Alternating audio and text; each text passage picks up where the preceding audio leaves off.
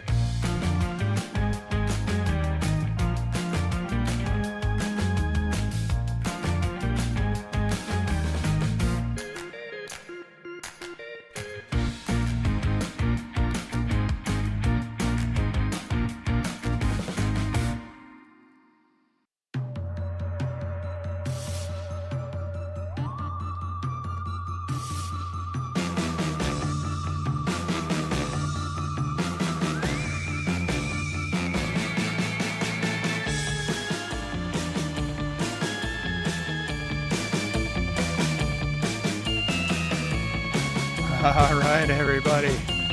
It is time. Time for another live stream. You're going to have to put up with me, or you don't have to. It's up to you. Time for another live stream with your buddy, Santa Fred. All right. Wow, there I am. All right. Hi. It's 4 o'clock. I'm home early from work today. I had tummy issues. We'll go into that later. But I figured today we would hang out. I'm going to watch some World Cup. I can't broadcast it, otherwise I'll get banned. So I've just got it playing here on my tablet, and I'll give you updates as it goes along. But yeah, we're going to do a bunch of stuff today. We're going to talk about some controversies that happened with a red card, and some controversy that I caused a little bit with my take on behavior from some of the fans from Mexico. And yeah, been called all sorts of names the past couple days. You wouldn't believe it. Nice guy like me. And maybe I was gonna look at some bikes. Just general chit chat, right? See what's what. So if you're in the chat, go ahead and say hello. And yeah, I love surf music.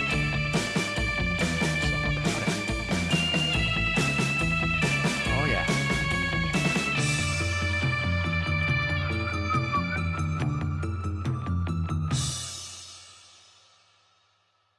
All right.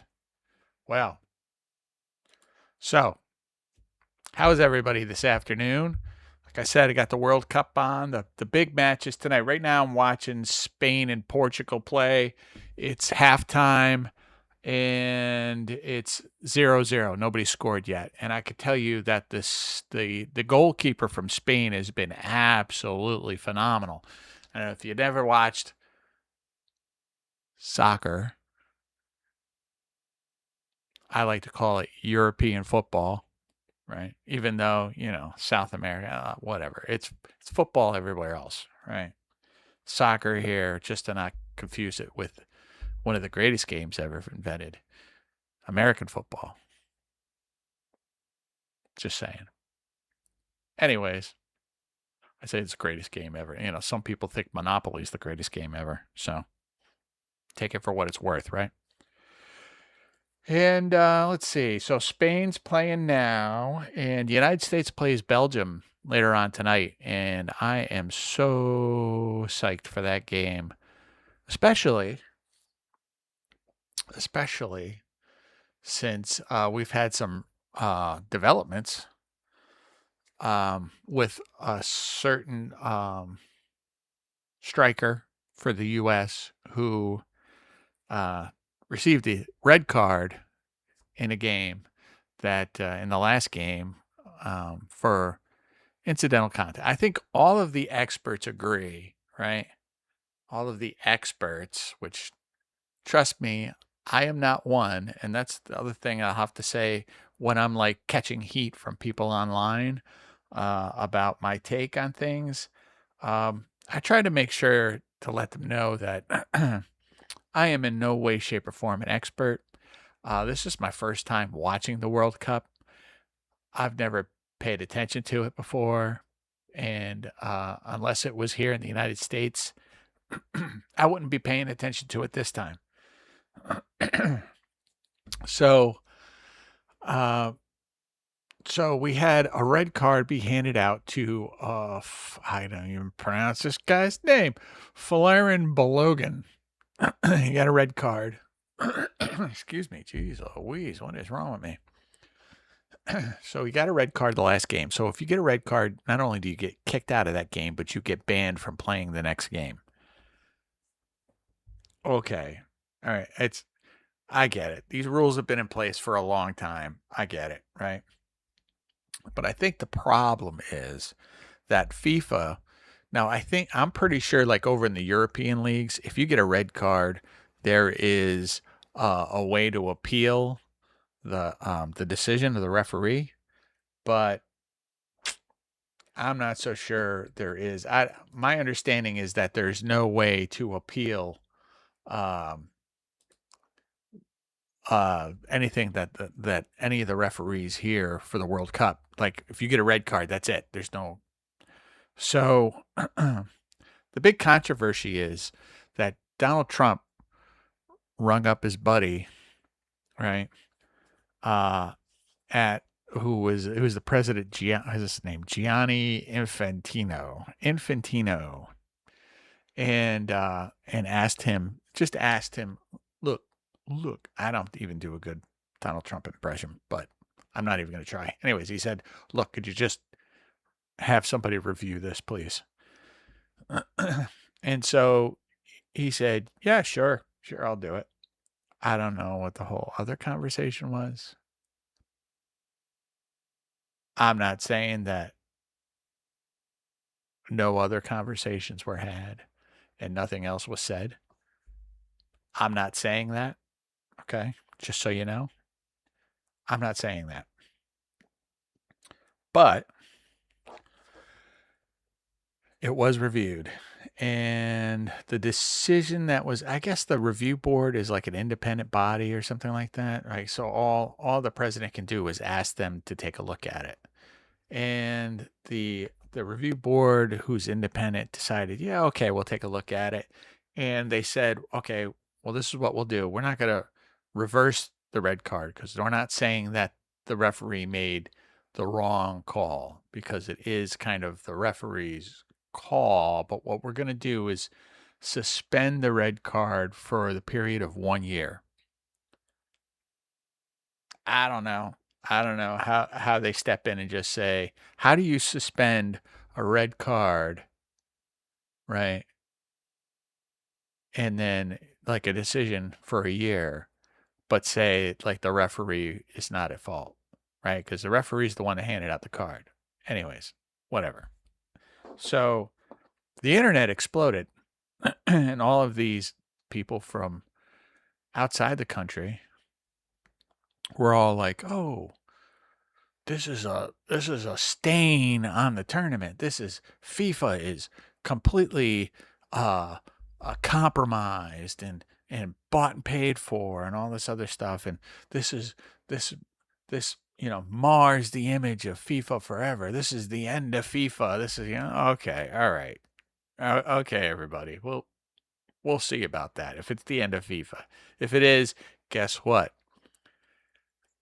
Outside of the United States, FIFA is kind of like, I don't know. What is it? I don't know. We have our own side. We have Major League Soccer here. We're not, I don't think that's a member of FIFA. No, it shouldn't be a member of FIFA. We have our own soccer here that we kick the ball around in, I guess. But, yeah. So the other thing I didn't know about Balogun, right? The striker that got the red card. I heard an interview with him. That dude's British. We got like the best player on our team. What do you know? He's British. I don't know. Right. So that's funny.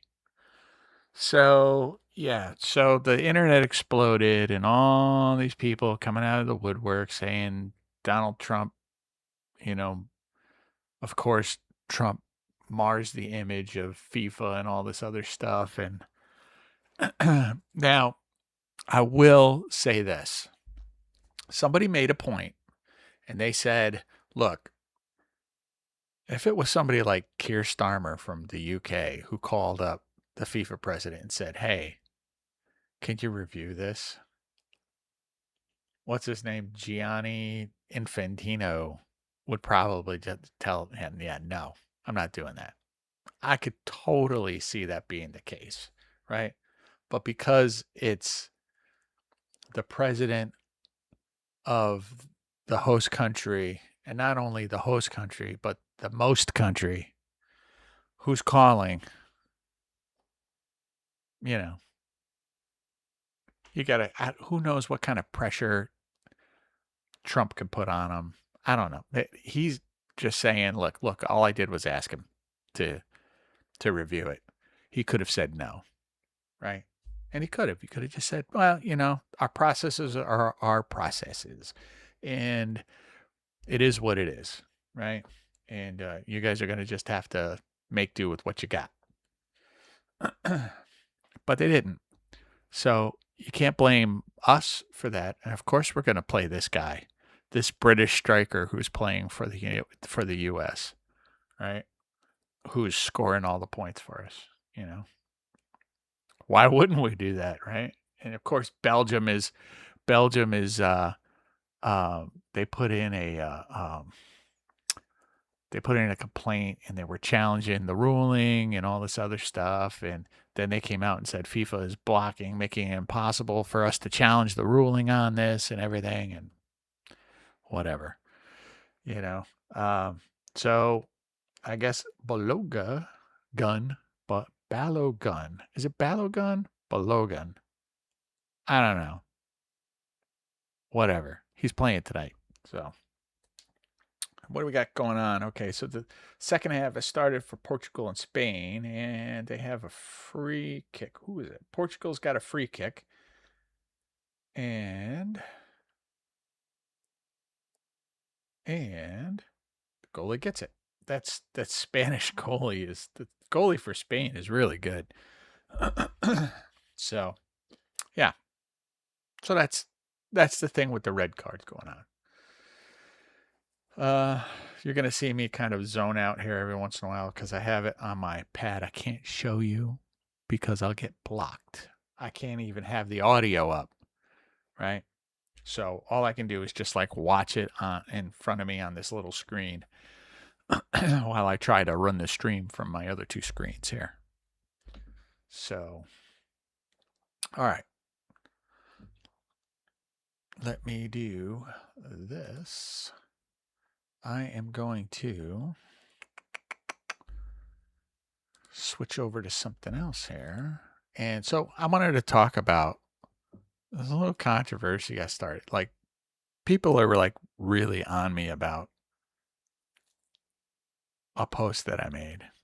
And oh my God, it's got 3.4 thousand views. It's a short.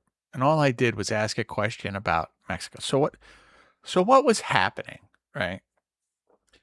And the only reason why I found out about it is because I'm rooting for England, as everybody knows. I do a lot of ancestry research, and I have a lot of roots, family roots that are in England and the UK in general, right? I'm finding out more and more every day. I just found out that I have some Welsh roots that it's a little cloudy. I think it's like only like one, maybe two people in my family tree that are Welsh. So it's not a lot. Most people are from like northeastern England in like up by York and Northumberland and stuff like that. Anyways, so the only reason why I found out about this story is because I'm following England in the World Cup. And I saw this video of a reporter who was talking about how the Mexican police were stationed. They said, the guy said it's like 1,000 police. I don't know if it was 1,000 police. Maybe it was. I don't know. But there was 1,000 police stationed out in front of the hotel for the English football players. And the reason why they were there is because Ecuador, who had made a complaint to FIFA, because when they were there, when they previously played Mexico in Mexico City, right? The fans for Mexico like camped outside the hotel and were like playing music and banging drums and fireworks and all sorts of stuff and singing and carrying on, and in an attempt to get the Ecuadorian players to just stay up all night, right? So, non-alcoholic beer, everybody. This is Sam Adams non-alcoholic hazy IP. I love the taste of beer, but I don't love what alcohol does to me. And neither does anybody else around me, so I'm better off without it. But I love the taste of beer, so Sam Adams. This one's really good. The Hazy IPA. Very good. So apparently that's what happened. So I posted a video. I'm gonna play it. Hold on a second. Let me just. So I'm wondering, Hello. are the Mexicans? How come it's doing this? Like this is like the Well, worst. that's it. So All right. Let me. And you know what? I'm just gonna say right now that in retrospect, I probably could have worded this a little better, but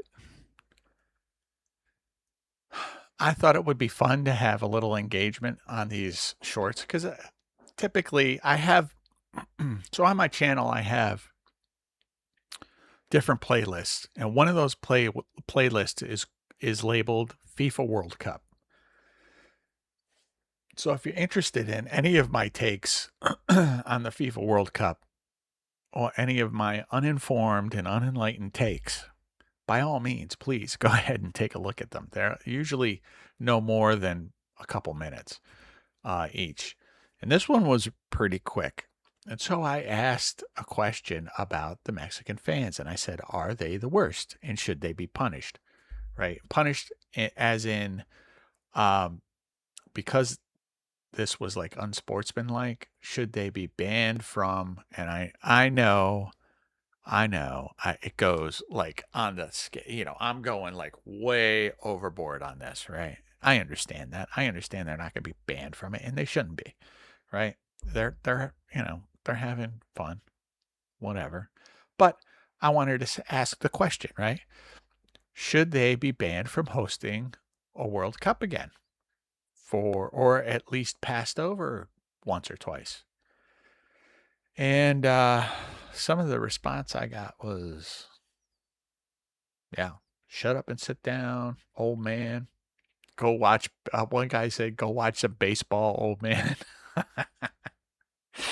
I was like, I probably will when this is over because, once the World Cup's over, I'm pretty sure the Americans are just going to go back to doing what they were doing. And, I think the biggest mistake that European fans or football fans, soccer fans around the world could make is thinking that America is suddenly going to become into soccer, football any more than it is now, right? I think that's a huge mistake because right now, if you think that, you don't understand the American public.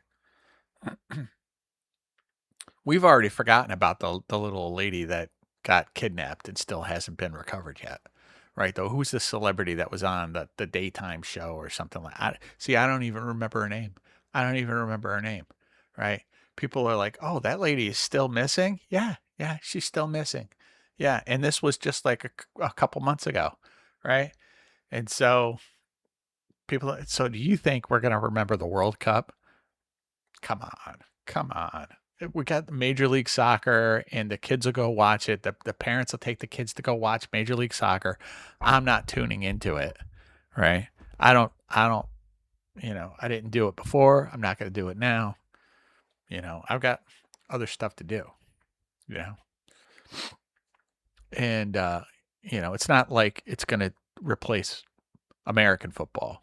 There's no way it replaces American football. There's no way. Okay. So let me just share this with you. All right. So here's my take on this thing, and it's not, like I said, I was being a little bit hyperbolic. I was a little bit over the top on this, but and the responses definitely show. Like, I've got like 88 comments on this. I got 66 thumbs up, so that's pretty good out of I mean, it's 66 thumbs up out of, what is it, 3,000 something. I don't even know how many views are on this thing, but it's pretty funny.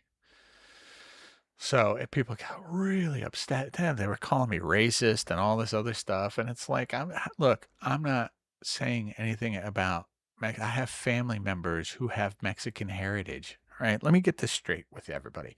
I have family members with Mexican heritage, right? We have community members, my fellow Americans, right, with Mexican heritage who are responsible, tax-paying members of society. And, their children go to school with everybody else's children, just like every other American child, right? They're Americans. I consider them Americans. If they live in this country, right, and they are a citizen, I consider them Americans, right? If they're here on visas or green cards or something like that, I consider them Americans in training. How's that? So I wanted to get that straight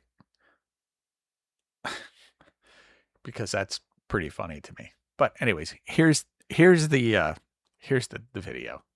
So I'm wondering, are the Mexican fans like the biggest piece of crap fans for the whole World Cup and stuff?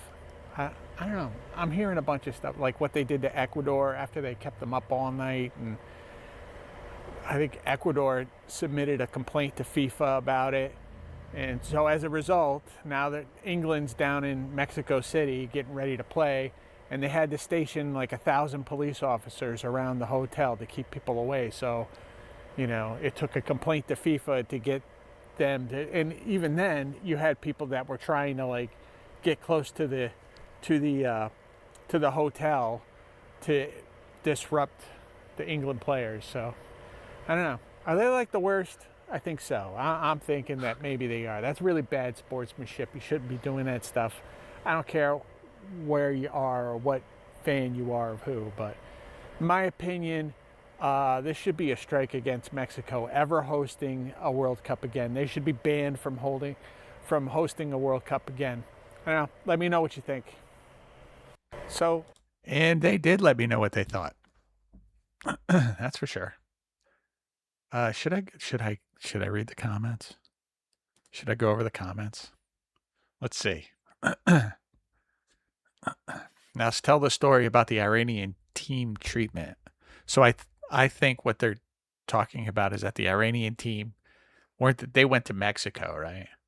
And I think they were treated very well there. I'll be the first one to admit it. They were treated very well. They went to Mexico because they couldn't come here.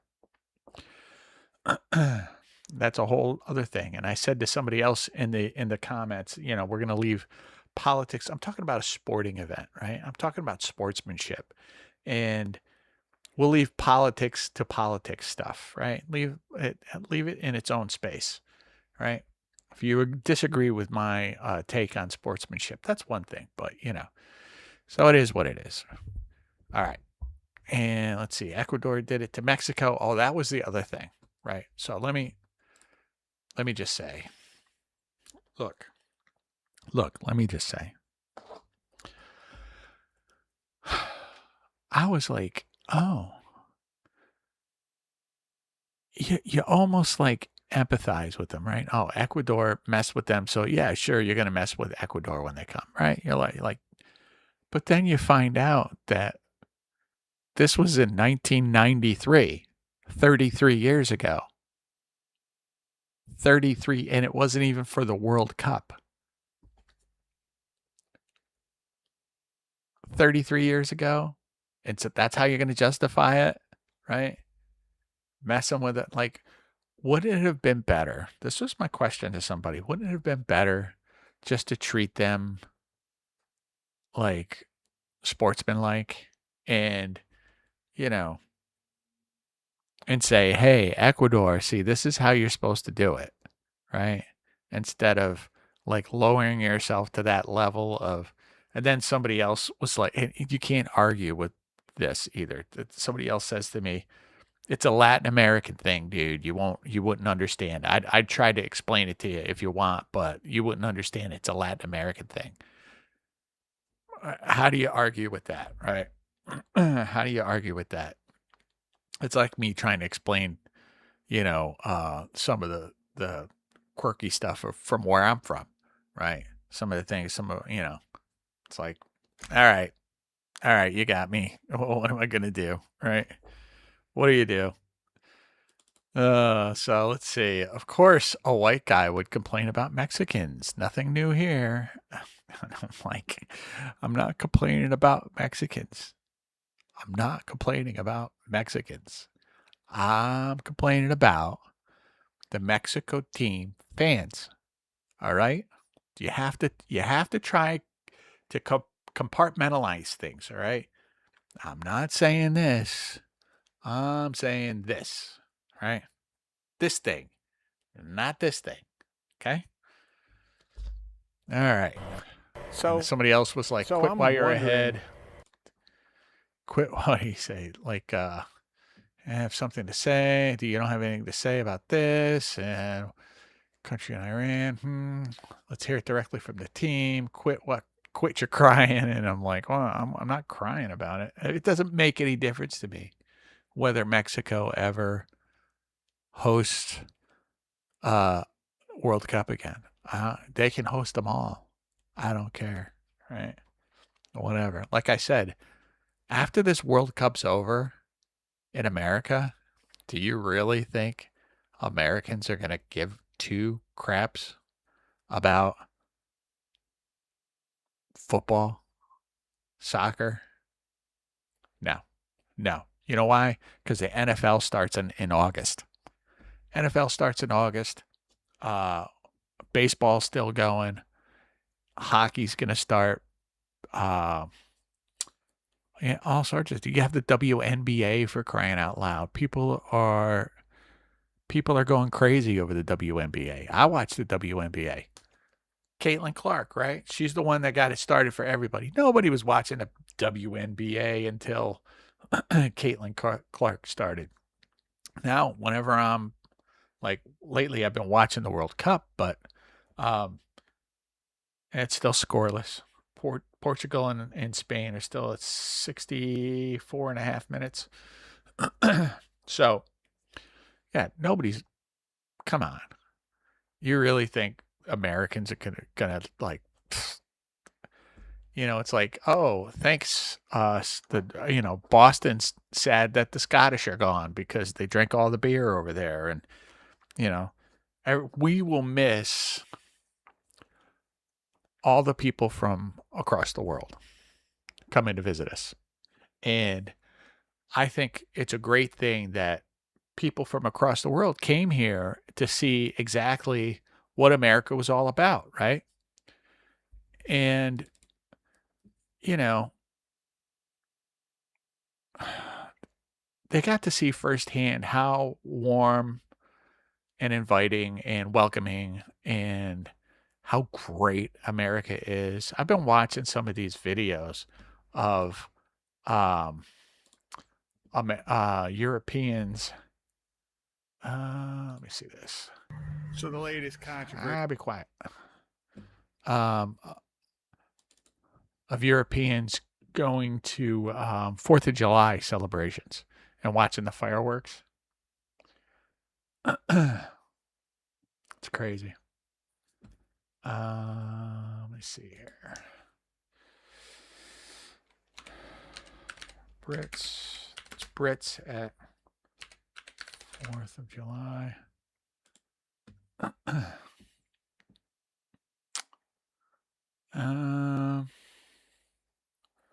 Brit Rants. There's one guy that was doing it.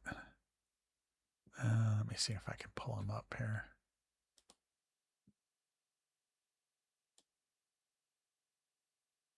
Yeah, it's just all that this is Europeans like completely Brit. Well, it's this one is Brits. Brits are the British are over here celebrating 4th of July with us, which is, some of them are like, it's kind of awkward, isn't it? No, it's not awkward. No, we came from you. You should be happy for us. And I think for the most part, people are, right? And we're happy to have you here. Trust me. There's nobody walking around going, what a frickin' Brit, what the hell, this English bastard's doing there. You know, it's like, let me see this here. Screen share. I'm going to go here. And again, this guy's channel is Brit Rants, right? Brit Rants. All right.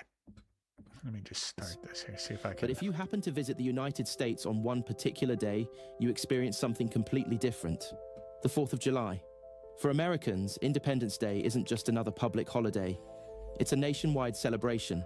Entire neighborhoods come alive with flags, backyard BBQs, fireworks, live music, parades, and families gathering together from morning until late into the night. For many British tourists visiting the USA for the first time, it's unlike anything they've ever experienced. The guy is draped in flags. The atmosphere Isn't feels that awesome? infectious. Complete strangers wish you a happy 4th. Communities come together. Streets are packed with celebrations. And when the fireworks finally begin, it's easy to understand. It's hilarious because they're all buying all these flag is shirts and all these celebration of the year. So awesome. In today's episode of Brit Rants, we're watching British tourists experience America's 4th of July for the very first time, and their reactions might surprise you. Let's see. Anyways, why so many if you want to visitors watch say this, they've never I'll experienced anything. post the link in the chat here. Let me see here. I'll post the link.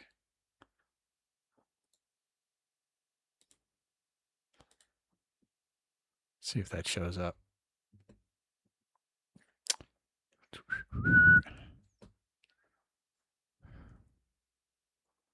Chat. Okay, yep, showed up. Okay. All right. But it's a really good video, and it's heartwarming to see how people have kind of embraced America. And at first it was like the Europeans and the other people came to America, and they were like, oh, the food and the shopping, and everybody goes to Walmart, and they went to Buc-ee's, and they're filling their bags with ranch dressing, like to take home and stuff. And it's been really fun to watch. So we will miss the people. We will miss our friends and family and comrades from around the world coming to visit. We will miss you. We ain't going to give two craps about soccer any more than we did. And that's the sad truth of the whole thing. I may watch the World Cup next year, or not next year, the next time it comes around. Was it every 4 years or something like that? It's like the Olympics. If the Americans qualify, if U.S. qualifies, right? Because you have to qualify. Like I was like, oh yeah, well I'm gonna root for England and Scotland, and I'm gonna root for Ireland and Wales and all this other stuff because I got family in all these places. And no, it was England and Scotland that showed. So, and Scotland's gone, and they drank. I don't know if everybody knows this. They drank all the beer in Boston. How is that possible? Knowing Boston, like, how do you do that? How do you do that? Boston, out of all the states, maybe, I don't know, maybe Texas would have more beer, or like Wisconsin, because they have Milwaukee. But yeah, I don't know. Or Colorado, maybe. I don't know. We got a lot of states with a lot of beer, I guess. Maybe they missed out. Maybe they could have went to, but that was like a city, Boston. And it's one of the oldest cities in the country. And yeah, they drank it dry. So, as a matter of fact, Sam Adams, originally from Boston. There you go. So we are at 72 minutes in this game between Portugal and Spain. And they're in a huddle talking about something. They get a free. Is this a free kick? Yes. They're outside the box. I say they. Spain is outside Portugal's box here. And they are to the left of the goalie. And they are about to take a free kick. And the goalie, it was a nice shot. The goalie deflected it over the goal. So it's going to be a Spain corner kick. Yep, he punched it up out. That was a nice kick. It was a nice shot. So they're going to go for a corner kick now. So yeah, that's, some of the controversy that happened in my life recently with some of the postings that I made. Let's see here. Is there any other ones that I did that caused a problem? Probably not. Norway wins. Yeah, that one I talk about Mexican fans has got 3,500 views for a short. That's good for me. 3,500 views. What are you gonna do? It's pretty good. Not bad. So let's see here. I don't want to play this. I made a troll one. Has anybody ever watched The Walking Dead? If you've watched The Walking Dead, you know who Negan is, right? And I made like a little troll short on here talking about what was really just Negan's speech about, here's the new world order. And there it is. Listen up. You're not going to like it. It's a tough pill to swallow, but swallow it you will, Only he's dropping a lot of F-bombs in it, so I'm not going to play it on the stream. I just made it and but it's only got 7 views. It's like, people are just like, man, scroll through that. But it's funny because I got another one that I posted today about the red card being overturned and Trump stepping in. And that's got 400 and something views. So, that's not bad, right? This one here. So the latest controversy, I guess, is this red card being overturned or delayed or suspended or something like that. First of all, they didn't have any proper recourse for challenging a bad call by the referee in the first place, right? If you don't have anything in place, any kind of process in place to challenge a bad call, what are you supposed to do? Just live with it? No.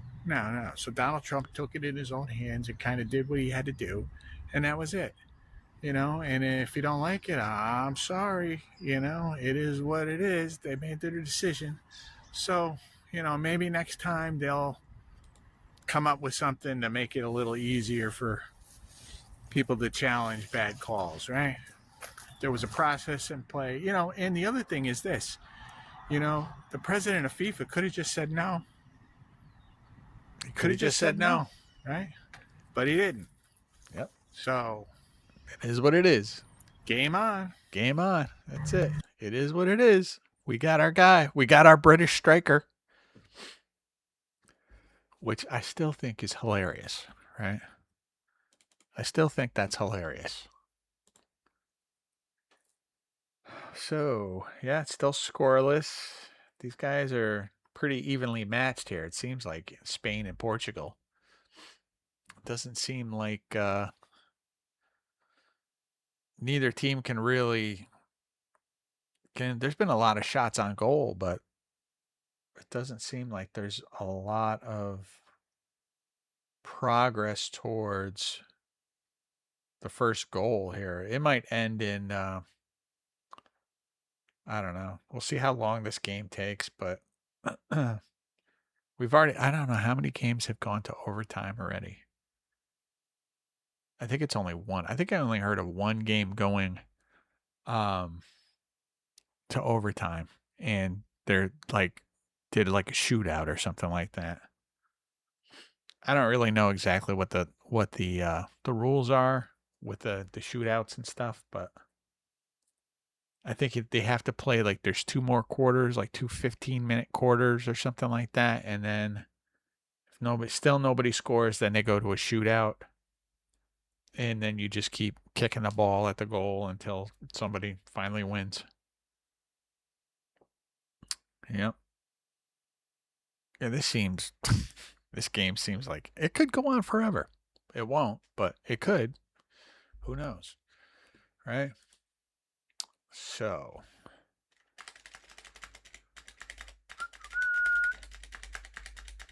moving on from discussion from the World Cup, there was one thing that I wanted to just wanted to look at just for giggles. And I thought I would just do it on stream. Yeah, sure. You can use cookies, whatever. I'll let them put cookies. This website, I will let them put some cookies on my computer. Let me see here.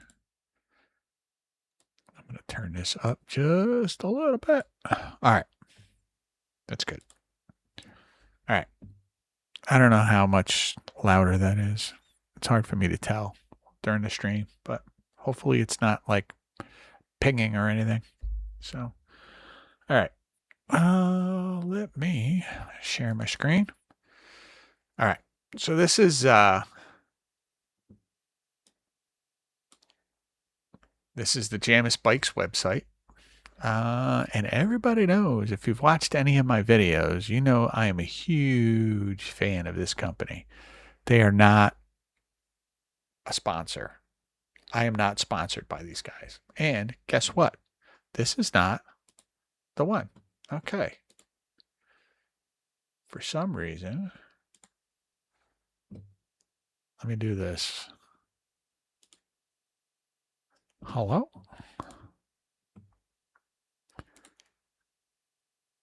YouTube. Huh. Wow. Let me see what I got going on here. Is this going to be... Do I have to do this? Hold on a second. Oh, okay. All right. So apparently it's something that I'm still learning this program, Meld Studio. But apparently so if I have it set to my browser here, and you have to use Firefox for the browser, but so I have all my tabs set up across the top here. If I detach one of these just to kind of view it on its own, it doesn't let you do that. It reverts back to the other thing. So anyways. All right. We're over 80 minutes now. No score. Looks like Spain was trying to push there, but not happening.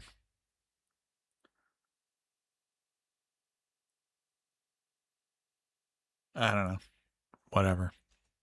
All right. It's not the game that I'm going to be paying attention to. All right.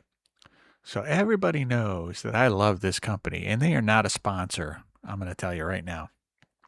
And one of the things on my channel, because I love biking and hiking and stuff like that, but one of the things that I was thinking about kind of expanding out into is talking about people who are retired or close to retirement, and taking up, if you don't have a bike, just talking about maybe you should get a bike, right? Maybe getting a bike is not such a bad idea for people, right?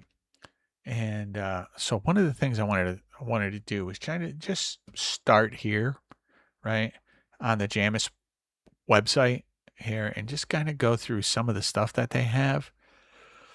And I can show you what I have.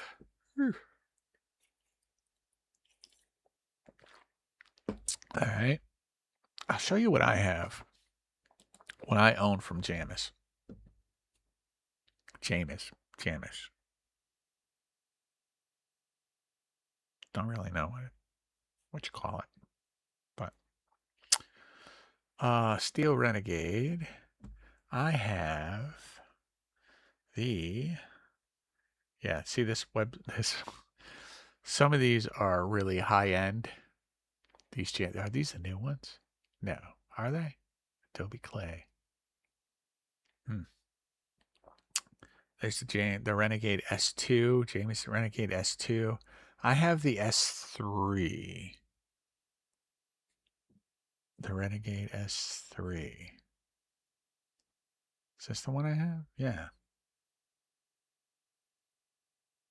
Primer gray. So this must be the new lineup. S4. No, it's not an S4. This must, because they were supposed to be coming out with the new lineup soon. But so gravel bike. This is a gravel bike. So gravel bikes are really good for they're not mountain bikes, right? You can take them on single track if you want to, but the frames are more rigid, right? And well, depending on what they're made out of. Mine's made out of steel. So that's in between carbon, which is really flexible and expensive, but very light, and aluminum, which is also very light but extremely rigid. Okay.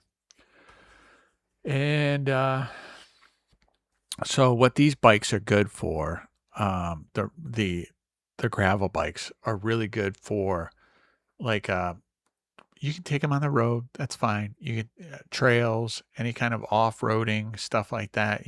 They're good all around, solid bike. They're really nice. So if you're looking for something that is like you can't go wrong with it. Now these have the drop bars here.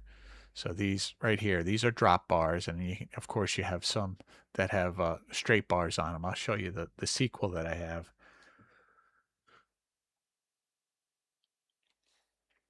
So these are the drop bars, and they're usually like what they call a 2x on here. This one is not. This is a 1x. Wow. I like 1x's, but my Renegade is a 2x. And hold on one second. So I gotta turn a fan on. It's getting a little hot in here. I'm gonna turn a fan on.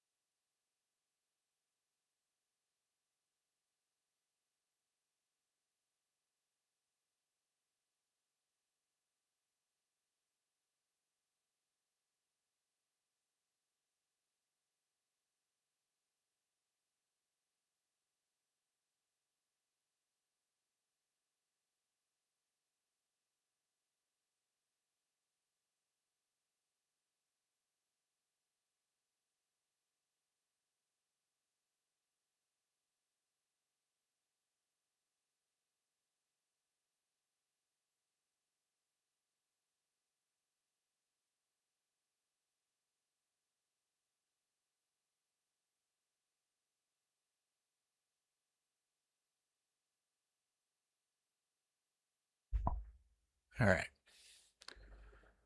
I turned the AC on in the other room and got a fan going here, so hopefully it's not too distracting, the sound of it. So, all right. So gravel bikes are really good all around bikes for whatever you need to get done, right? And normally they're 2x's, but a lot of times they're 1x. So a 2x means that there's 2 sprockets up front, okay? And then you have the gears in the back, right? So you have the cassette in the back and the whatever they call this, the socket up here, sprocket. And so if it's a 2x, then you have a shifter on this handle and you have a shifter on the other handle.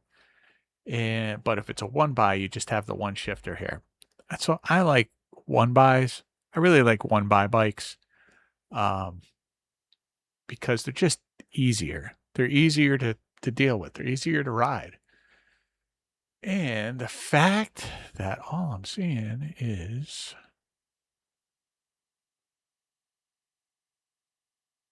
these have carbon forks on them, huh?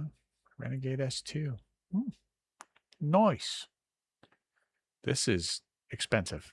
$3,600 for a bike. That's a lot. That's a lot. But as you can, like some of these components here, so you're paying, not only are you paying for that, but you're paying for the components, right? These are all like hydraulic disc brakes on here, right? And that's really kind of like the standard nowadays, hydraulic disc brakes. You can get them with mechanical brakes, mechanical disc brakes, or you can have like the V rim brakes. I don't really know how many bikes this company's selling with the rim brakes right now. I think they had like they had their what's called a fixie, which is a single gear bicycle. They were popular down in New York City with like couriers and stuff. But they have one that's called the Hollow Beatnik, and I think that has rim brakes on it. So the other bike that I have from Jamis is called the Sequel, and I have a Sequel S2. And this is it right here. This is the one that I have. So, yep, and that is a one buy. And as you can tell, here, come on, you Road and Gravel Sequel. So you can see they have the flat bar that goes across. It's not the drop bars that go down. And so they have like it's like a trigger. It's like a trigger. It's a trigger shifter. So if I want a harder gear, right? So if I'm on a flat ground, so you want to pedal a little harder on flat ground, you pull the trigger like this. And if you want it easier to go up a hill, you push it like that. I think that's the way it is. I usually kind of do this when I get on the bike because I can never remember. But you would think I would remember because I'm riding my bike all the time. So these are the Sequels, and these are super, super nice. Super nice. Very nice. They call it the Urban Renegade. It's what it is, right? It's like a Renegade, but it's like for urban living. But I just took this thing out on a ride on one of my last videos. And I take this thing, I ride mine everywhere. So, these are some of the considerations you can make here. It depends on what you want, right? And then you have like urban fitness, or you have recreation bikes here, right? You can get like the taxi series here. They have these taxi trikes. And it's funny because what they do with these, I'm pretty sure you can buy one. Yeah, they're $675. So if you have like mobility issues, right? But you want a bike to get out and put around on, say you maybe you live in Florida or something, right? These are very popular with companies down there. So what Jamis does is they have a whole program where if you want to start say you have a business, you want to start a bike rental business on a boardwalk or a beach somewhere, right? You can contact Jamis and they will modify these to your specs. In other words, they'll put your logo on there, they'll color them, they'll paint them whatever color you want. And the great thing that you hear from companies who do this, oh, hold on. Spain scored. Wow. Update. World Cup update. Spain scored. Wow. Who scored? You see this? Where? Spain's got the ball. Did I go too far back? Going around, jumping around. Usually they celebrate for like 10 minutes after a freaking goal. Okay. All right. Kicking it back and forth. See if I can get this forward.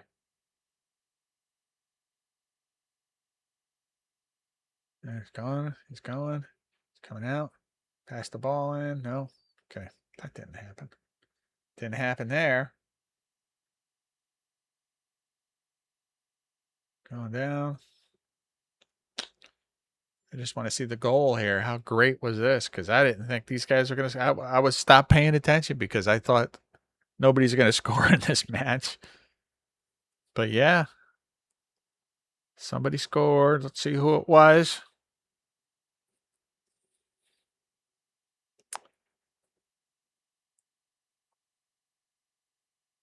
España. Spain. Whatever.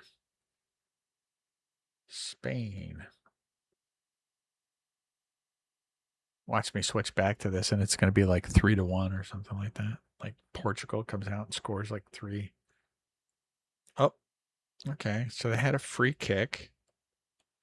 So this is at 90 minutes, and they've got plus 6 minutes. Oh. Wow. Okay. All right. You'll have to watch it back yourself. But yeah, basically it was a pass. It was a nice pass.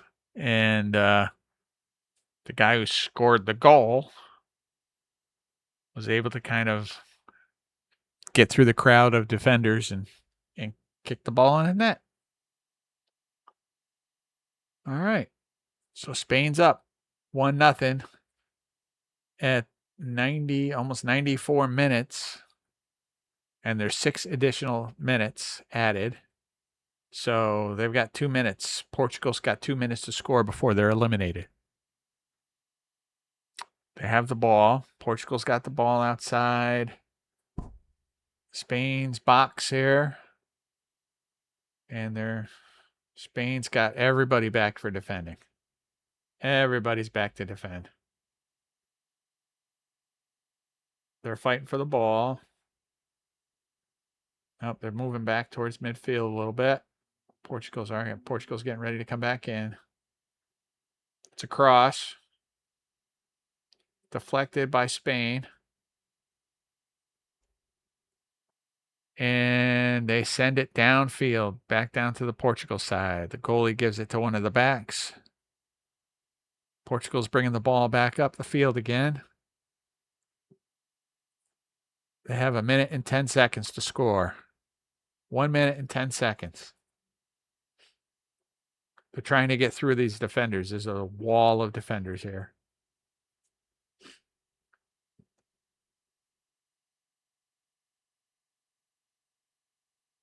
Wow. Oh, it's a bad pass. Portugal kicked the ball, tried to cross it across the field, and it was a bad pass. It's a Spain throw-in, and they are taking their time because why wouldn't you? There's 30 seconds left. 30 seconds left to play keep away. Bad pass. Portugal's got the ball again. They're bringing it up.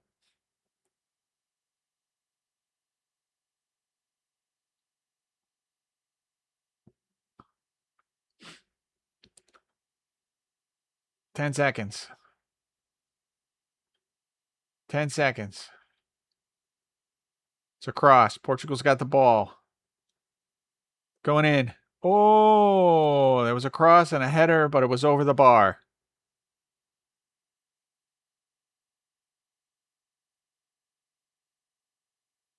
Oh, boy.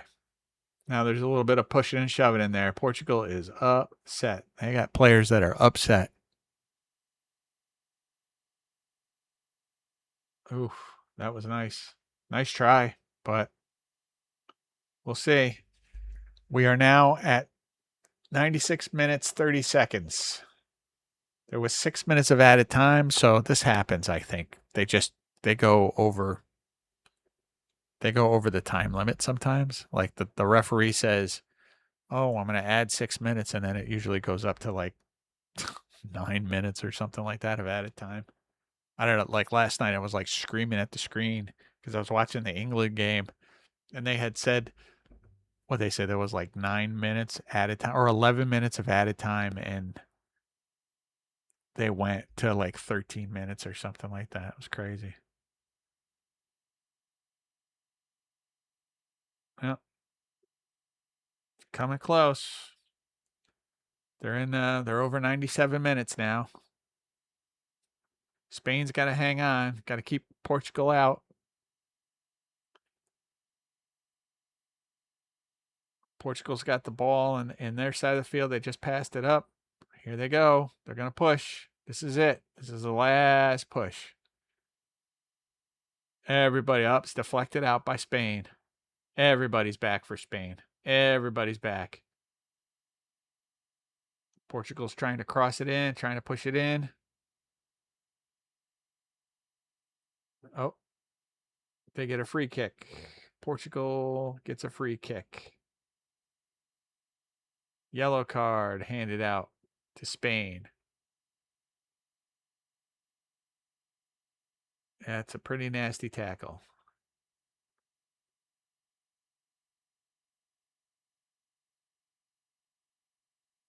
Number 7 on Spain, whoever that is, gets a yellow card.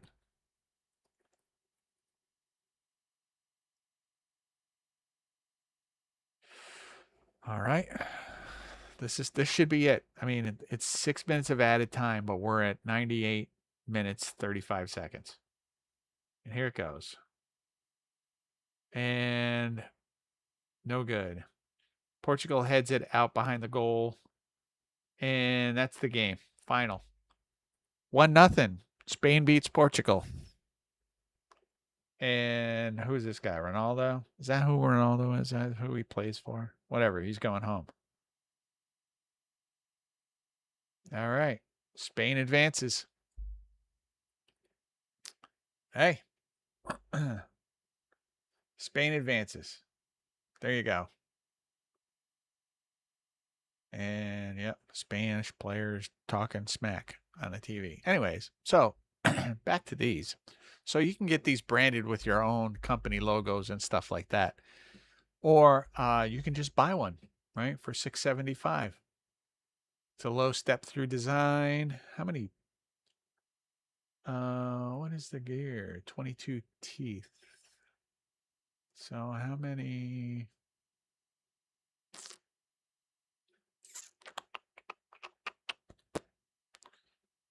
It's 68 sealed cartridge. Huh. Does anybody see like excuse me. Wondering if anybody sees the speeds on it. How many speeds these things are. Anyways. Maybe not. Maybe it's just. Do they have a shifter on them? Not quite sure. Don't know. I don't really see it. Don't really see one. Yeah. Portugal fans are upset. All right. So anyways, so if you're living in Florida, like maybe you want something like this, right? And you're retired.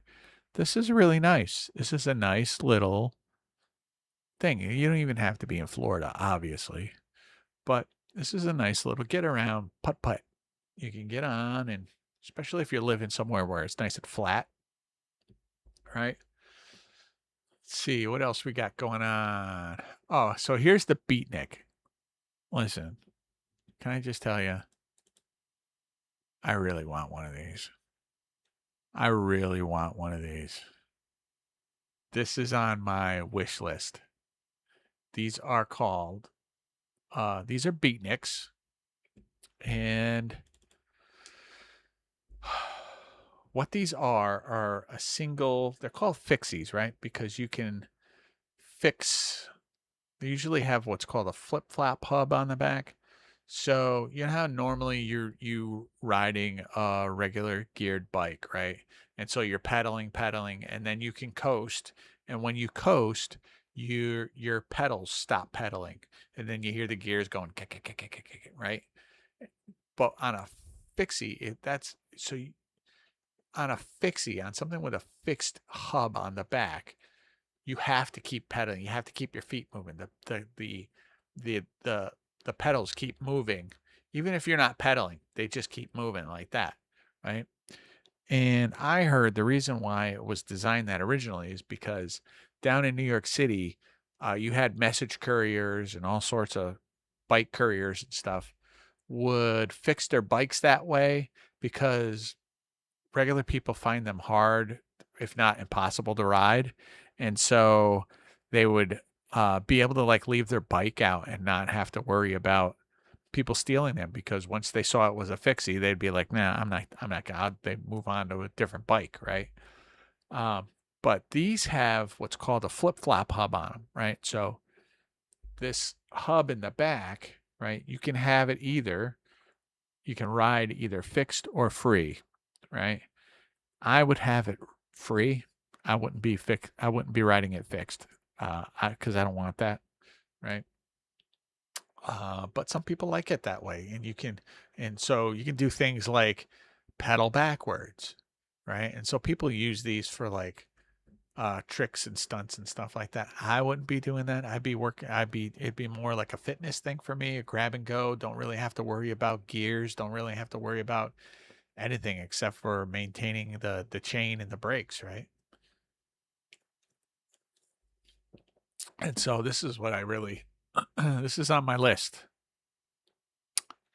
And yeah, they're only $629. I say only, but I realize, look, I've got bikes. My Renegade cost me $2,100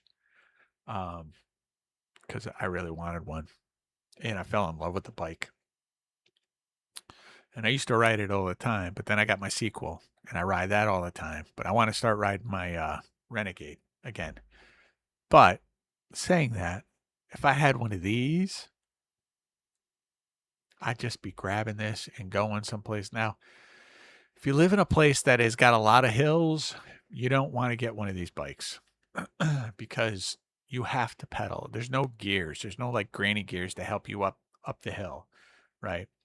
There's only your pedal power that gets you to where you got to go. There's no easy gears. There's no hard gear. It's all hard gear. Okay. So that's one thing to consider with these. These are low maintenance, grab and go, get to where you want to get to. You're going to get a workout, you know, and yeah. And I want one. And it's on my list. Especially a Jamis. But the other thing I was looking at, like, so some of you may know that one of my goals in life is going to the UK, right? And it's probably going to happen after I retire, right? Because I just don't have time to do it right now. But once I retire, I'm going to go to the UK. I'm going to do a bike tour. And because I'm astonished that more people people who live in like the UK, they don't hop on their bike and go see stuff. I mean, you have things over there like these Saxon churches that are over 1,000 years old. Like, and nobody goes, like, you don't hop on your bike and go see these places. And I watch these channels like Billy Moore and all these other guys who walk around and interview people. Billy Moore does a lot of like, he'll walk into a town and he'll seek out people that are down on the luck. He like gives them money and stuff like that. But he interviews them, and they'll be sitting there, you know, drinking a bevy, as they say. Drinking their bevy. And he'll say, well, what's going on? Tell me about your town. And they'll say, oh, it's crap. there's nothing to do here. I'm so bored, so I drink. It's like, get over yourself, man. Are you kidding me? Look, there's very few countries in the world, right? Very few. You could count them on your fingers, right? Where you can just hop on a bike or a train or a bus or, some kind of, or walk there, because I've seen videos of people walking, um, and go see something that is over 1,000 years old, like these Saxon churches, these old graveyards, these old churchyards, uh, these Victorian villages and stuff. They're all made out of stone, cobblestone, and stuff like fieldstone. Oh my God! It kills me every time I hear somebody over there say that. So that's not going to be me. All right.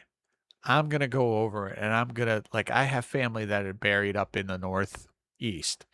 It's up in Bishop Auckland and up in Northumberland, and that's along the northern eastern coast, northeastern coast. And yeah, I'm gonna bike, and I'll probably do a combination of biking and trains, right? Because I do want to get down to what is that? Down at where's Penzance? Down in like the southwest part of the country, that area, Cumberland. Is it Cumberland? I don't know. Anyways, that's where I want to go. I want to go there. I want to see. Obviously, one of my favorite shows is Wrexham, and so I want to stop in Wrexham and see that, and I want to see Stonehenge, right? And I just want to go all these places, and I want to take like I want England to let me hang out for a couple months, I think, right? If they'll let me. If they'll let me, we'll see. Um, and I just want to soak it in. And I want to go find my ancestors and I want to go pay respects to my ancestors. And you know what I mean? That's what I want to do. That's what I want to do. And so, let me see here. So, in the spirit of that, right? I'm looking at some of these other bikes that they have. Now, I was looking at the Ventura, right? But they have the Ventura All Road and the Ventura. So these are kind of like, these are really, really sweet. These are really sweet. I love these bikes. I saw one of these down at Mad Dog Bicycles down in Albany, they're Delmar. But they had one of these. It wasn't my size. Thank God, I would have bought it. But these are a 2x, so these are really nice road bikes, right? And if I go over to England, you can get away with road tires, I'm pretty sure, because a lot of it is like it's trail and stuff like that. But I want to do like the canals and like all this stuff. And I don't do a lot of road stuff here. I do, but I don't. It's good. Like I can get by with my Renegade and my Sequel on the roads. They have bigger tires.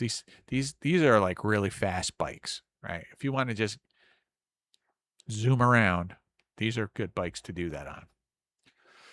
But it's not really what I was looking at, because I want to go over to England, right? And I have to pack my bike for myself and bring it over. I was looking for a light bike, something that is, doesn't weigh a lot, but is still durable. I didn't want carbon because one, carbon's expensive, and two, carbon breaks during shipping.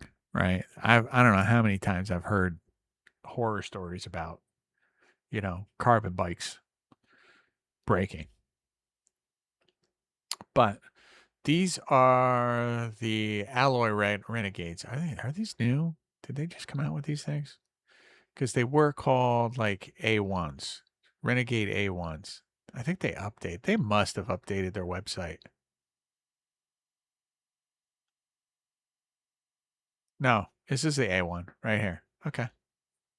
Cool. All right. So these are aluminum bikes, right? And they come,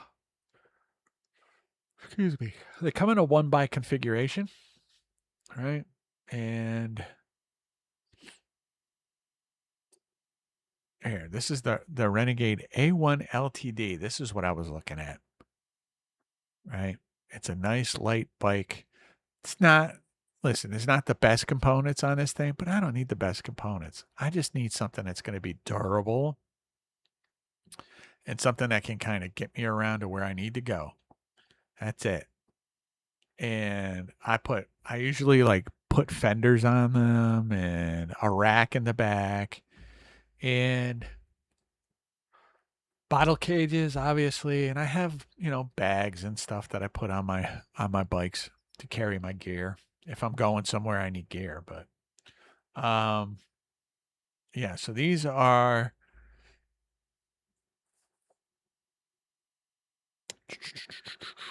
I don't know what any of this stuff is. Riddler Comp tires, Microshift Advent 9-speed. So it's a 9-speed 1x. Tektro cables, disc brakes. So these are like mechanical disc brakes. These aren't.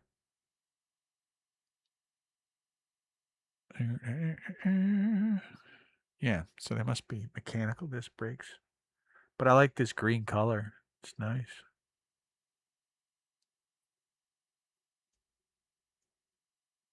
Yep.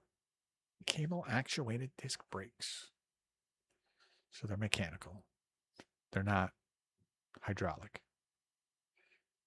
All right. So the A1 LTD comes in a 1x and buy now or pick up at your local bike shop. So I'm pretty sure I'm going to get one of these because these look pretty sweet. And the aluminum is so much lighter than steel. And I just love this company. Let's look at some of the other stuff they got. Full suspension bikes. So if you're into mountain biking, which I'm not really, there is some places around to go mountain biking where I am, but there's not a lot. I wouldn't say it's a huge sport around here. You go like towards like Colorado or Vermont's got some stuff, but excuse me, here in New York, I don't think so. How much are these? I wonder. He said, look at that. $6,000. Oh, wow. The MSRP is $9,499. Wow. I'm never buying one. That's crazy. So these are all the full suspension, right? The frame has got all this suspension on there and stuff. Wow. Shock absorbers. Wow. A little bit more than what I need. That's for sure. Anyways, so these are the full suspension. Then you have what's called the hardtails, right? So these don't have the suspension. They have the suspension up front, but the back is all like a frame. It's all connected frame, right? And these are probably a little bit more reasonable. Oh yeah, $12.99. Yeah. And this is like, I don't know if this is like their top end. See this.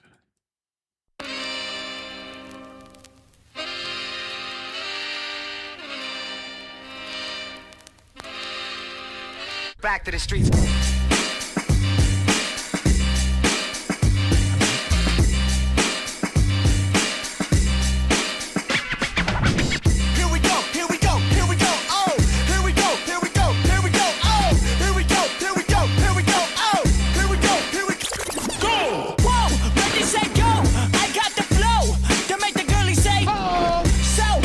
Panties y'all heard it like this? When the last time you heard it like this? JVB, the It Boys, the Misfits.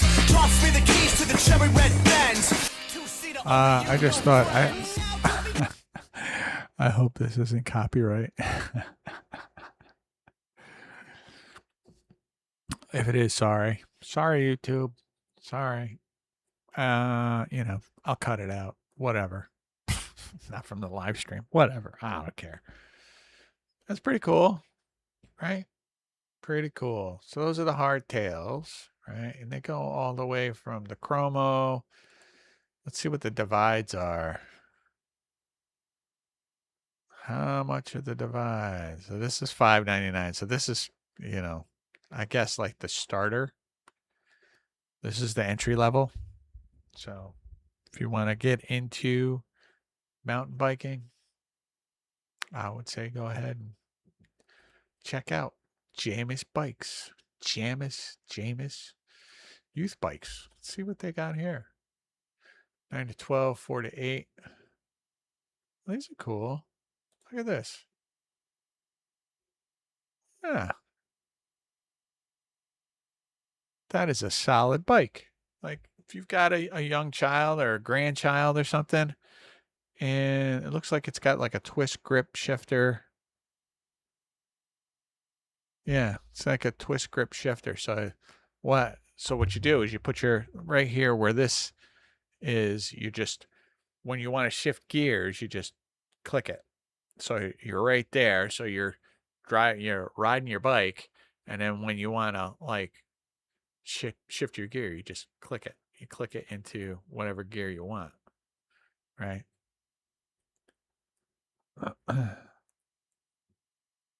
And it comes in different colors. It's got black. Oh, I'm sorry. Gloss black. What is this one? Limelight. That's what this one is. Limelight. That's nice. And then, of course, raspberry. Not pink. It's not pink. It's raspberry. I've never seen a raspberry that looks this color. I've seen pink stuff that looks this color, but I haven't seen raspberries that look like this. So, okie dokie. Maybe they just didn't want to call it pink. I don't know. Probably, right? Let's see. Yeah. So, $4.29. So if you've got a young one in your life that you're thinking about trying to get a bike for, okay, you could do worse. Then you have, so that's 4 to 8, 9 to 12. They look like, these 9 to 12-year-old ones look like adult bikes, but they're just smaller, I've seen these on like Craigslist and stuff. You see these for sale. People have these. Craigslist and Facebook Marketplace. People have these for sale. The kids just grow out of them, and they're such good bikes. See, that's the thing. Like these are like generational bikes, right? Jamis makes these bikes to freaking stay, I'm sure they would love you to go ahead and buy a bike every time you have a new child. But these bikes are made to last and last. It's just this company. They're just bomb-proof bicycles. Let me see. Here's the Miss Daisy. Yeah. There's nothing wrong with that. Look at that. That's cool. That's a cool little bike. How much are these? Comes in grape or hot pink. Wow. $3.45. And like I said, these bikes are made to be generational. You can hang on to this bike and, your child grows up and they have a child of their own. You have this in the garage, right? You could pull this thing out of the garage when the child, even after your child is grown, right? You could pull this thing out of the garage, all right? for your grandchild when they're old enough, getting ready to learn how to in this thing, it'll work. I guarantee it, it'll work. Guarantee. That's how good these bikes are. They just work. All right. So what about other bikes for retirees? Let's look at some of these. There's the e-mountain bikes, which I won't bother anybody with. And then they have like these recreation e-bikes. The Hudson E2. It's got pedal assist on it. So if you don't know anything about e-bikes, you have, let me see if they have, hello. What are we doing here? There it is. Tiny LED handlebar control. E2 designed to get on the go without needing PhD level understanding of e-bike. Yeah, some of these e-bikes get really complicated. Okay. So this is a nice step through design. It's obviously made for,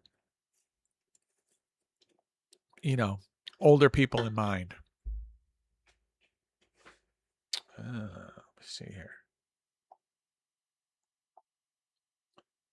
All right, we're going to have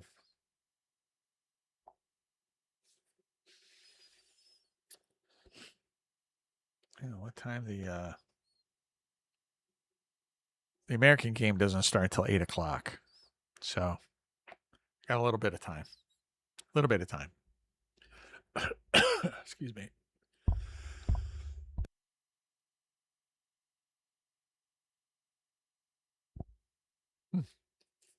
Okay. So, so this Hudson E2 looks like it's a simplified version of an e-bike. This looks like a hub.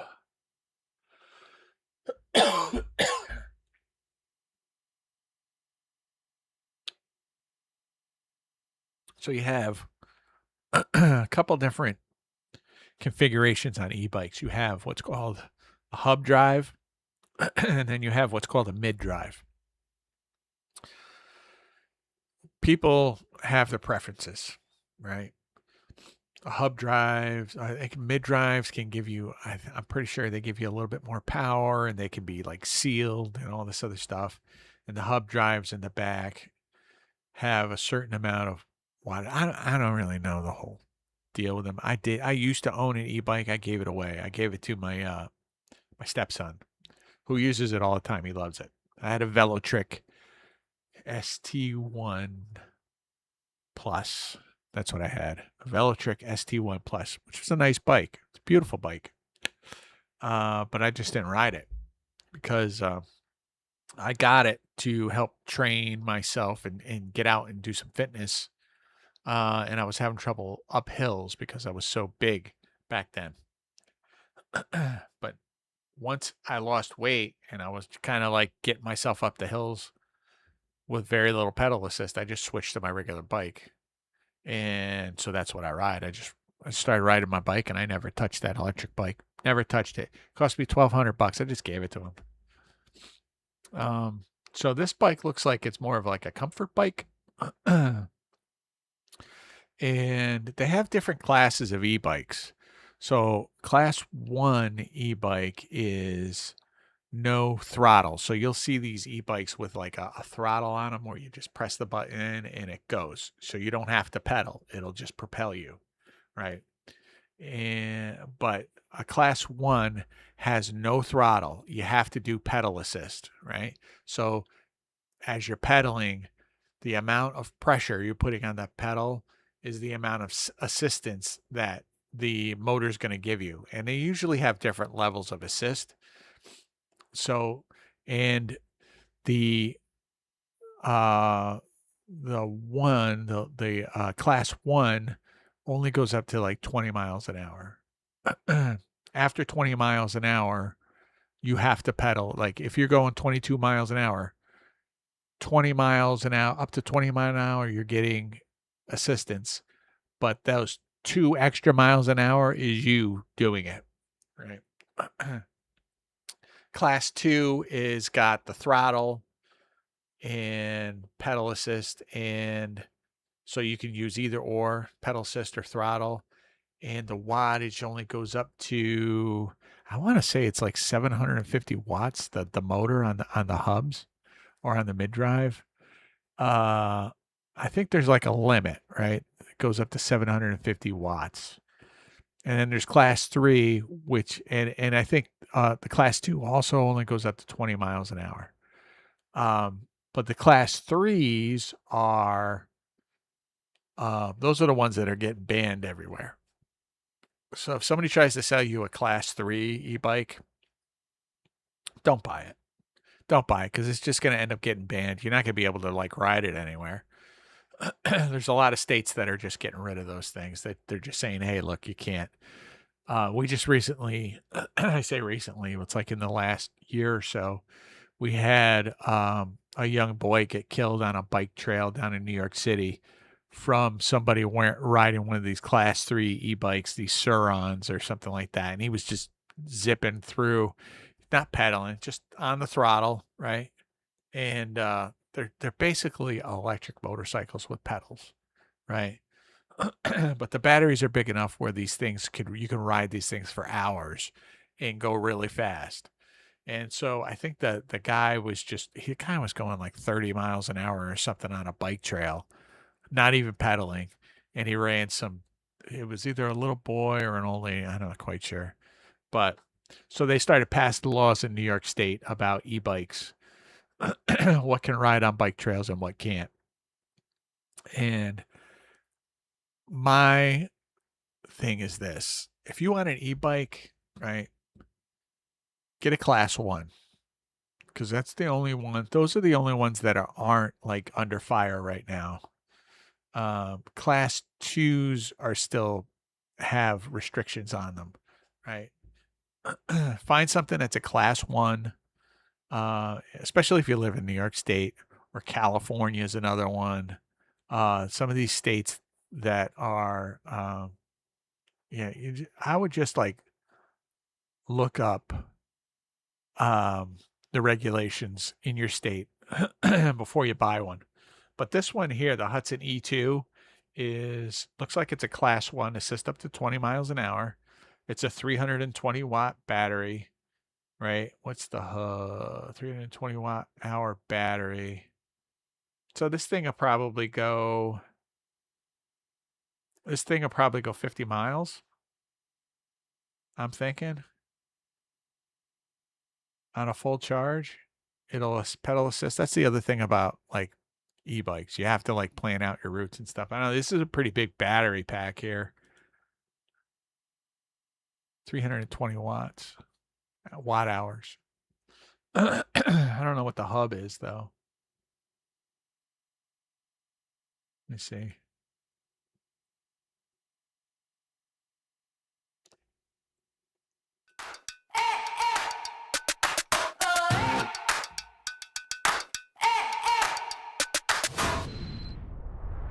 Yeah, 50 miles, like I said. Go up to 50 miles.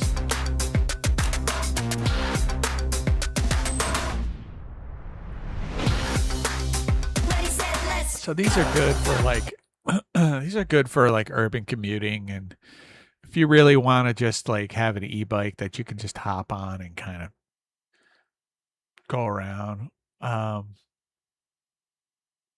could see where somebody who's retired who wants to be able to just like grab your bike and go. Saying that, e-bikes are usually pretty heavy. They're pretty heavy. I don't know how much this one weighs.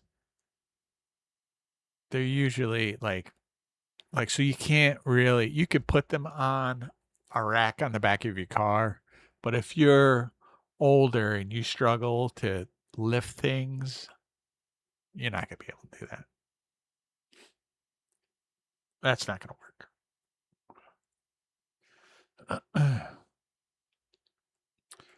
Full specifications. Does it say? Weight. So this is 47.5 pounds. 47.5 pounds. That's heavy for a bike. That's heavy. Yeah, that's heavy. The Velotric that I owned before was like 29 pounds. So that was like the selling point on the Velotric. A lot of that weight is in the battery here. So the Velotric, you see this stem that comes down, the Velotric's battery would be in this stem here. And like this is a better, yeah, this looks more like it, but so the battery is held internally in the Velotric right here. And then you charge it on the other side of your down tube here. So you don't have this big battery on the back, but the battery's like right in here. If you want an e-bike, you may want to look at Velotrics. These are really nice. But I would have concerns about the weight. Yeah. Yeah.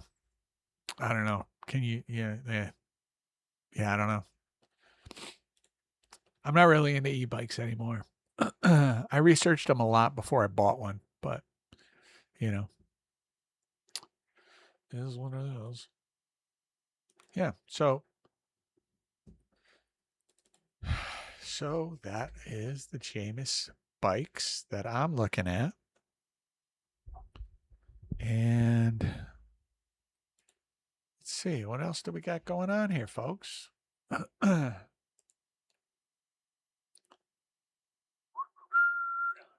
All right.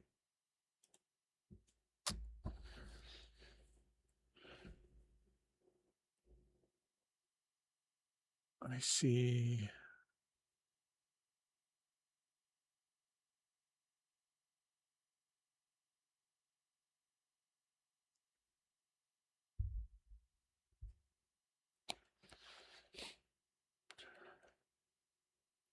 Let me just try and see what this is.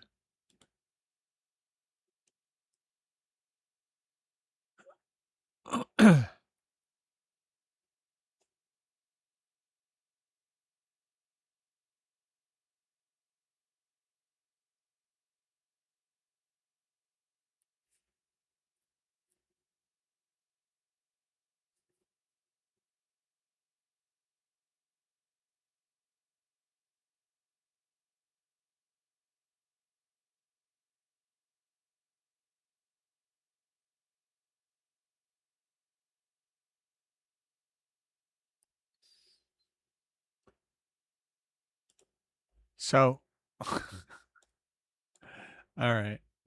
I just wanted to go back to the red card because we're getting close to the game now. We've got about 2.5 hours before kickoff for for the American and Belgium game. And I wanted to like watch this thing here. We got somebody who's talking about this red card for the American player that happened.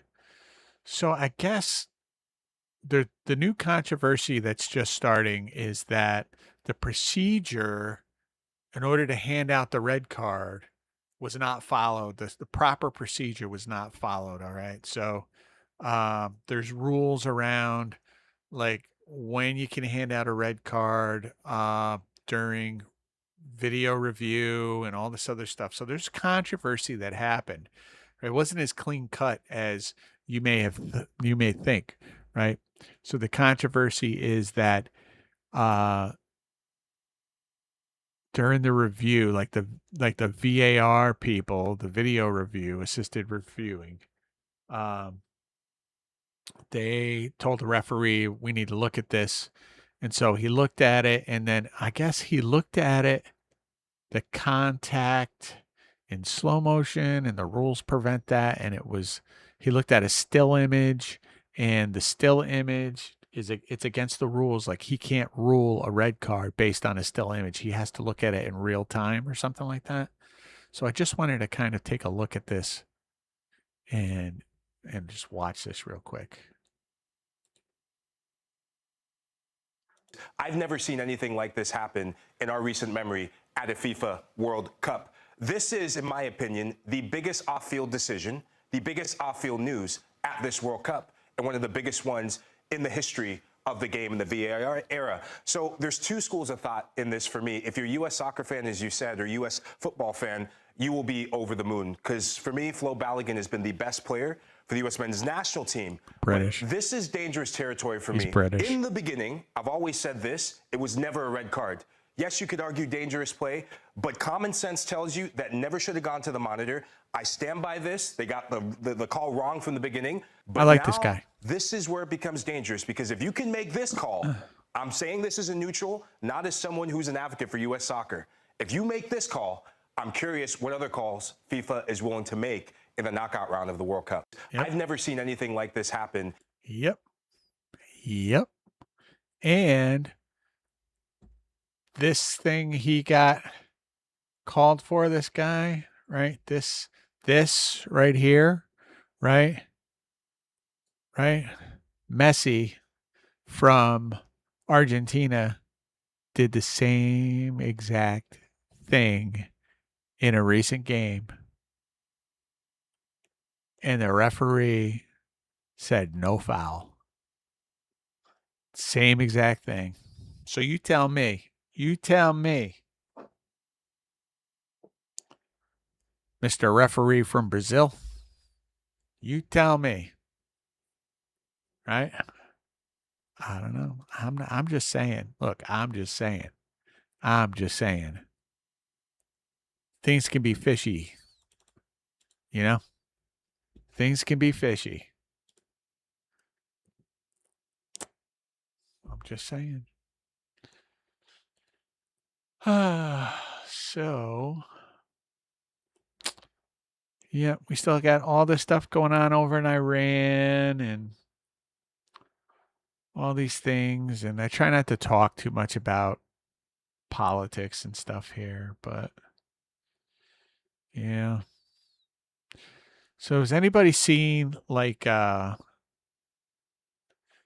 me see. Young Washington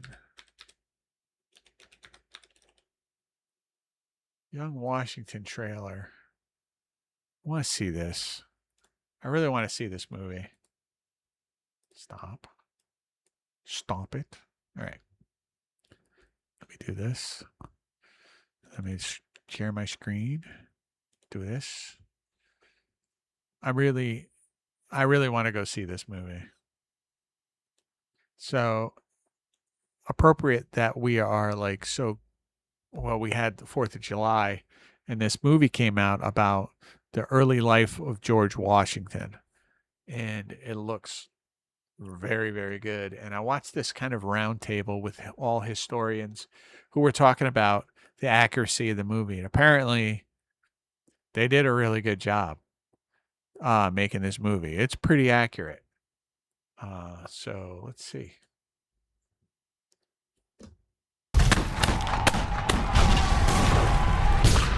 What happened, Washington?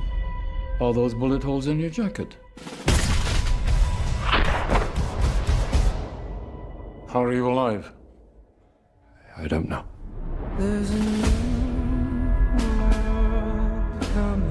You have no military service.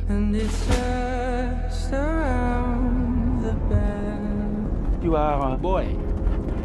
Yeah, so people don't realize like he didn't just like pop out of the womb and here I am to save the day, right? He had a lot of like personal tragedies when he was younger. His father passed at a very young age. His mother she's not overbearing, but she was protective, and she kind of instilled in him these qualities of, honesty and being like forthright with people and always having even dealings with people and always telling the truth and all this other stuff. Right. And then he had a half brother who was like a merchant marine or some kind of sailor or something. And I guess helped raise him. And I don't know, I say help raise him. He was in his life. Right.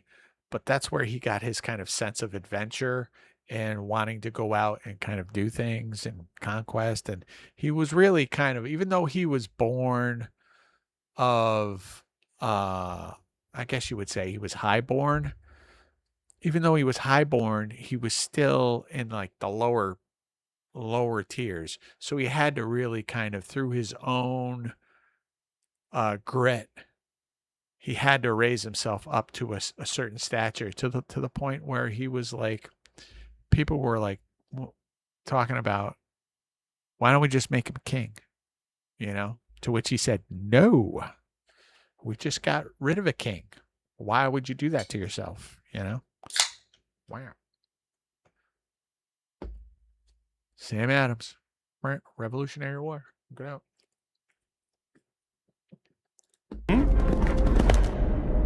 You are not British, yet they send you to speak for them. So that when you fail, they'll have someone to blame. Young Washington, you lost in the New World. Who does own this land, if not the one who has the will to tame it?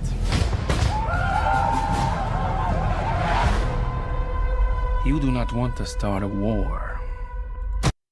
Yeah, so he was really, you know, he really got his start in the military with the French and Indian War. He started off doing like surveying lands and stuff for rich, I don't remember who it was, but some rich guy. He was doing surveying of the land. Somehow he came across the fact that the French were encroaching upon British lands. And so he had this whole thing where he had to like negotiate. They sent him out to give terms to the French. The French were like, why should we even listen to you? And along the way, he befriended Native Americans. And so he had this whole thing where he had to like negotiate with Native Americans, try to negotiate with the French, and then and try not to like lose himself in this whole quest to become a British officer. That's what he really wanted to be, was a British officer. Well, what do? We fight!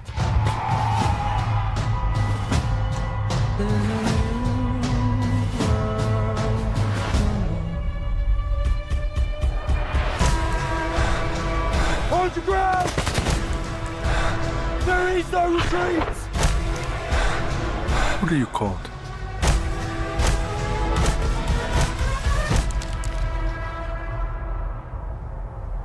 My name is George Washington.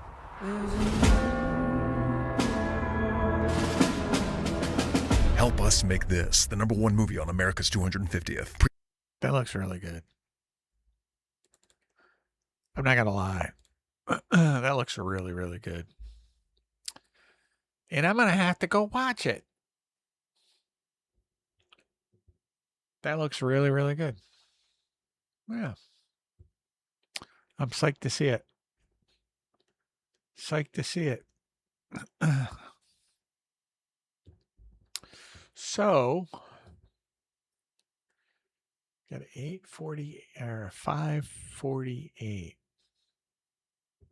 548. I don't know what any of this stuff is. Just looking around for some more reactions to this FIFA thing.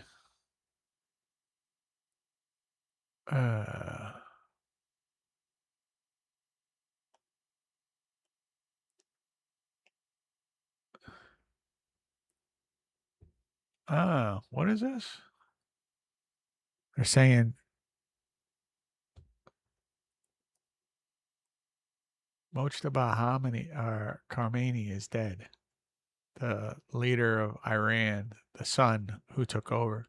They're saying he's dead.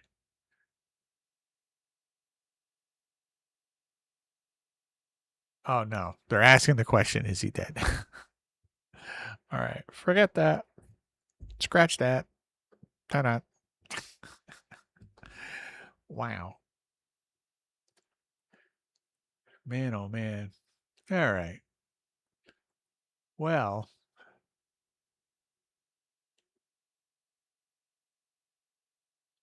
I think I'm going to call it a stream because I want to get ready to watch the I want to get ready to watch the World Cup and watch obviously I'm going to watch